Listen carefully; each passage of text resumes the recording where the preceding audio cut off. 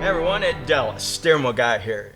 Today I'm going to introduce a new how-to series. I spent 25 years following IndyCar, Formula One, NASCAR circuit, and I learned so much from them, it's time for me to share. So on that note, let's talk about, I guess, the basic philosophy of this. And here's the thing. If you have a smooth steering wheel, let's imagine this being a complete round, dumb, circular hoop. What you end up having to do is squeeze the wheel in order to turn it. So you're imparting a force downward against the surface to move it across sideways, 90 degrees perpendicular. Now, if I were to take a pair of vice grips and clamp it here, now I can push up against it and I can relax my grip. And that's basically the principle behind designing a steering wheel. Now on the top, I have wings, and on the bottom as well. In between the fingers, you have bits of material that stick in between them. Those are like flutes. So you've got flutes here, wings here, and then there are little nuanced surfaces that I made, I forgot how many years ago I started working on this. And that's actually a good point to bring up right now. And that is, this is a user interactive device. In the past, you put the shift knob on the car, you put the steering wheel on it, and you drive. It's over. You like the way it was painted, you like the leather, whatever. It's over.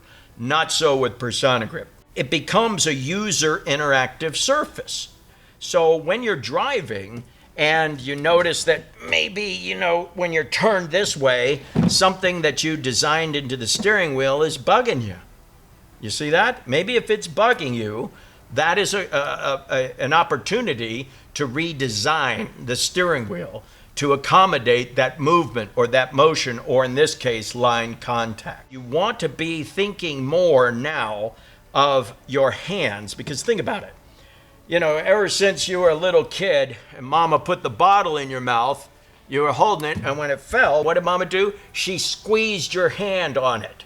And when mama squeezed your hand on it, your brain begins to associate more control with increased grip tension.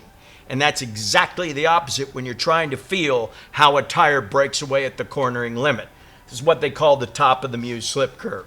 And because the cornering forces change just a little bit as you nose over the top, your ability to detect small changes in feedback or grip or steering resistance is your ability to ride up to the cornering limit. So if you've got a death grip on the steering wheel, you're blocking out those small little changes in the differences in force as you nose over the top of the Muse slip curve. So again, I want you to start thinking of the steering wheel as an interactive device. You've got a heat gun, you've got a knife, you've got burnishing tools. We're going to go over all this, and I'm going to show you how to start thinking about a user interactive device, otherwise known as a steering wheel. Hey, listen, before you go, I want to tell you about the new tuner program. I give you the tech support via video chat. We can fine-tune it. Look forward to working with you.